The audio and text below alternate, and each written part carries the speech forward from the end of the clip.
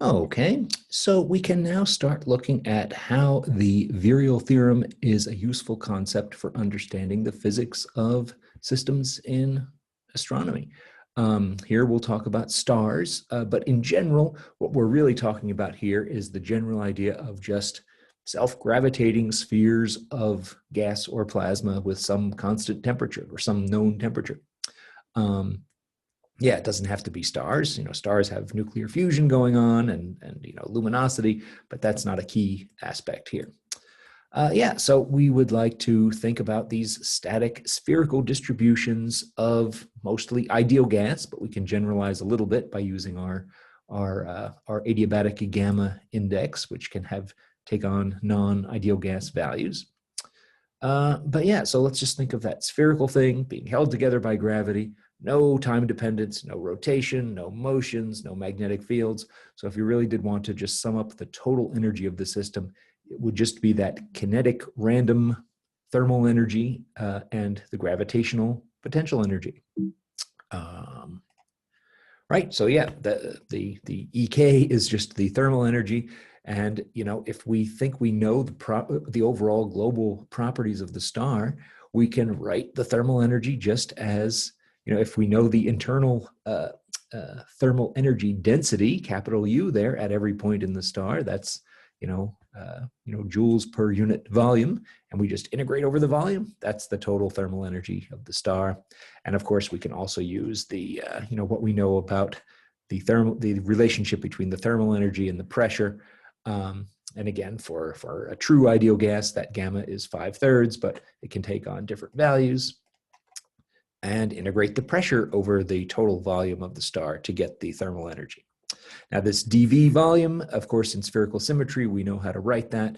And it's going to be useful to think about an integrated version of this differential equation that sort of tells us how the volume changes as a function of radius. It just looks like the volume of a sphere, but really what we're talking about is the volume internal to a sphere at radius r, right? So we're integrating this thing from 0 to some radius r to get that integrated volume expression. Yeah, so we'll need to use that. Right, so that's the thermal energy. The other concept that we need is the gravitational potential energy. I think when we defined all those capital Phis, when we were talking about galactic potentials, I think we were pretty much there in terms of defining the total potential energy integrated over a self-gravitating body. Let me just sort of come at it from a slightly different point of an analogy here, but I think it'll be essentially the same type of expressions that we had before. If you just had a small test particle that was sort of on the outskirts of a large gravitating body where the rest of the body was capital M star, you know how to write the gravitational potential energy of that little test particle, right? It's just that little m times the capital G, capital M over R of the body that it's experiencing the force from with the R distance. So I'm guessing it's not going to be surprising to see that if you wanted to write the total gravitational potential energy of a spherical object due to its own self-gravity, that little m is just replaced by a dm over the spherical shells, right? Assuming we're integrating over these spherically symmetric shells that we defined before. And we integrate over it, and it's really just the same expression. So maybe another way of thinking about this is, that Green's function or Gauss's law version, where the potential phi was given as a function of an integral over the density. Here it's sort of just written in a slightly different way, and then multiplied by another m, I guess, to turn the potential into a potential energy. But yeah, I think you can see that this is a self-consistent way of summing up, each of those little dm pieces, and then the force due to all the other masses, and then you have to sum over. I guess it's sort of like in the previous video, that double sum of each of those little pieces due to the gravity of all the other pieces. And that's what it looks like for these concentric spherical shells. Right, and of course you remember the expression for this dm is sort of defined by this way of writing the fractional mass inside each shell in two different ways, right? One as a dm, the other as the volume of the shell times the density in the shell. and you can come up with this sort of other associated differential equation, which is sort of like a mass conservation equation. Yeah, so the way we're going to do this is to actually re-derive the virial theorem from the basics of hydrostatic equilibrium, which we already understand very well from looking at the momentum equation. If there's no time variations and no little u velocities, it's really just going to be the pressure gradient force balanced by gravity.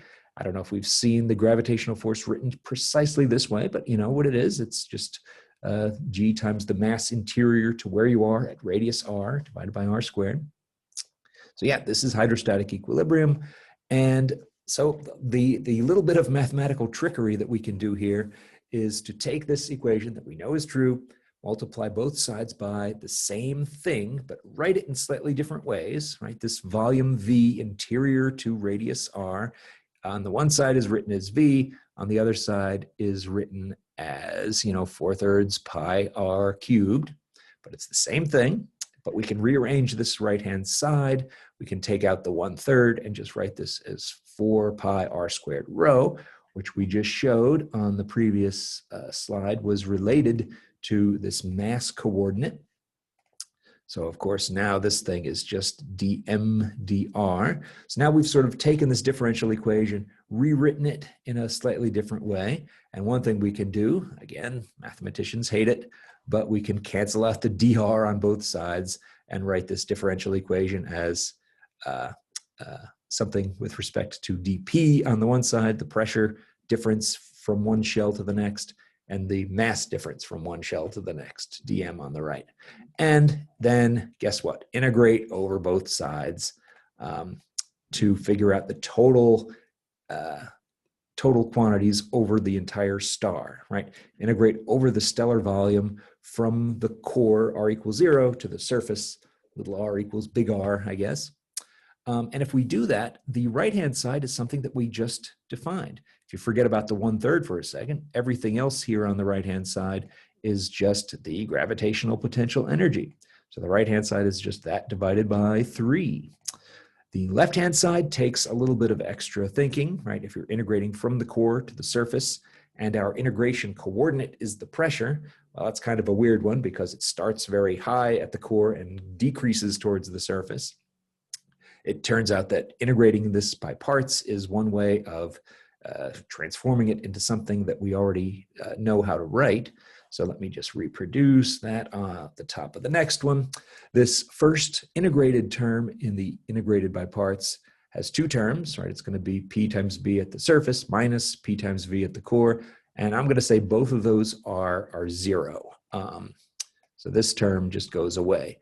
At the core, this thing is 0 because the V is 0. And at the surface, it's 0 because the P is 0, right? If the pressure is high at the core and then drops off to essentially 0 as the star is surrounded by the vacuum of space. Of course, we know it's not exactly vacuum, but it's close enough for stars, and it's much less than the core pressure anyway.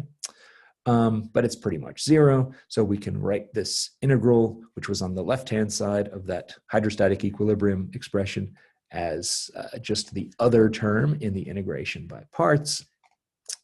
And that other term we're basically integrating the pressure over the volume in the entire star. That's essentially what we said we wanted to do to get the total thermal energy, but it's really just sort of part of it, right? The actual thermal energy is going to be the integral that we want divided by something else. So now we can put both sides together, and hopefully it's not surprising that we get back a new form of the Virial theorem. It's a new way of relating the total gravitational potential energy to the total thermal or kinetic potential, kinetic energy of a system that we've integrated over globally.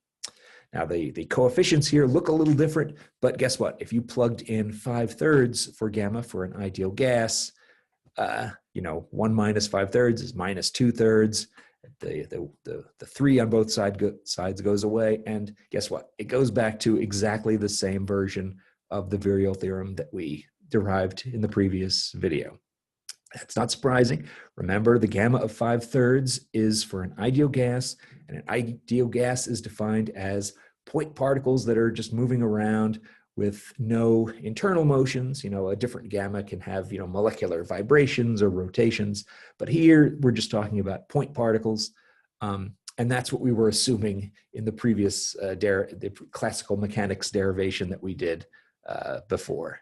So yes, same Virial theorem, but now slightly different. If we have different thermodynamics of the individual particles, you can express it with different gammas. Now, one interesting application of this is in the field of star formation. So forget about when stars are, on the main sequence and burning and glowing, but in the earlier stages, they're essentially big, spherical, roughly constant density, constant temperature clouds of gas. And at that stage, their properties, the mass, the radius, the temperature, the density that you can compute out of the mass and the radius are essentially arbitrary. So let's just assume that they're basically anything that we want. If that's true, you can use the definitions of the total kinetic energy and the total gravitational potential energy to write down how those things depend on these arbitrary these arbitrary parameters. I'm leaving out some factors of order unity. I think there's things related to gamma on in both of these equations, but I'm just going to leave those out for now, just to show you the scalings of the various properties.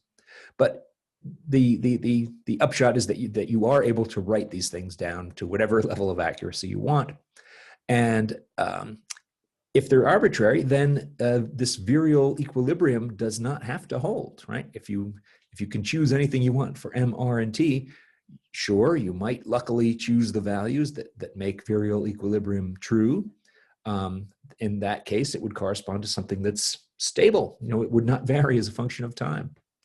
However, if you chose, say, a temperature that was much higher than the virial equilibrium temperature that you would get by equating these two things, then that means that the total, that 2 times the kinetic energy is much bigger than the gravitational potential energy, and the sphere, by all these random motions, would essentially cause the sphere to expand into the vacuum of space that it surrounds.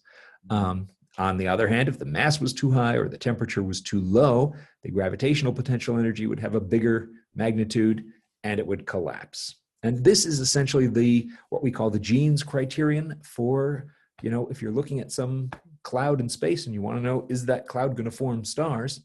This is the condition, right? If the mass is greater than some critical mass, that means that the gravitational potential energy has a big magnitude and the thing is going to collapse. So you can take these two expressions and combine them a bit. Again, there are factors of order unity out front when you do this more accurately, but I just wanted to show it in this version, because also in this version, you can look at these left and right-hand sides as both velocity squared type quantities. So it turns out that those two quantities end up being, on the left, it's something like the square of the escape speed.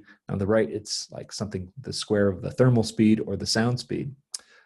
So essentially what this is saying is that if the thing is going to collapse, that condition basically tells you that most of the particles have a low thermal speed, and that means that most of the particles are trapped in the potential well of this gravitating body, right? It has a very high escape speed, so they can't escape. There's other ways of writing this. You can write the density as a function of mass and radius, solve for the radius, plug it in, and so you can get a value for this critical so-called Jeans mass that is just a function of the temperature and the density of the cloud. And then if you look at the actual mass of the cloud and it has a mass that exceeds this critical mass, it'll collapse. If it's less, it won't. If you collect together enough mass in a small enough area of space, the gravity will win and it will collapse. Yeah, that's sort of the lesson of the Jeans instability. But yes, given in a way that sort of talks in the language of the Virial theorem. The other aspect of the Virial theorem is that if you have a star that is actually stable, if you have a star that is obeying the Virial equation, you can take those expressions that we just derived, order of magnitude, and solve for the temperature in terms of the mass and the radius. And interestingly enough, that's essentially telling you that if you want to know the internal, core temperature of a star, you don't need to know anything about what I'm calling esoteric physics of nuclear burning, the nuclear fusion, nucleosynthesis that's happening. There's a lot of, quantum effects that allow that to happen.